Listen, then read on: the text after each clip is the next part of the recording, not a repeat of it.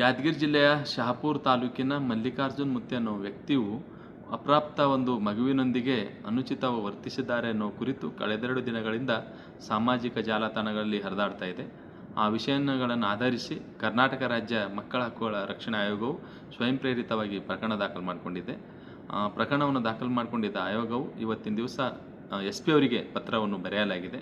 ಖುದ್ದಾಗಿ ಪರಿಶೀಲಿಸುವ ಮೂಲಕ ಆ ಒಂದು ಕಾನೂನಿನ ಕ್ರಮ ಕೈಗೊಂಡಂಥ ಕ್ರಮದ ವರದಿಯನ್ನು ಆಯೋಗಕ್ಕೆ ಸಲ್ಲಿಸಬೇಕಂತೇಳಿ ಈಗಾಗಲೇ ನಾವು ಕೋರಿದ್ದೇವೆ. ಹೀಗಾಗಿ ಸೂಕ್ತ ಕ್ರಮ ಜರುಗಿಸುವ ವಿಶ್ವಾಸ ಆಯೋಗಕ್ಕಿದೆ. ಮುಂದಿನ ವರದಿಯನ್ನು ಆಧರಿಸಿ ಮುಂದಿನ ಸೂಕ್ತ ಕ್ರಮಕ್ಕೆ ಆಯೋಗವು ಮುಂದಾಗಲಿದೆ.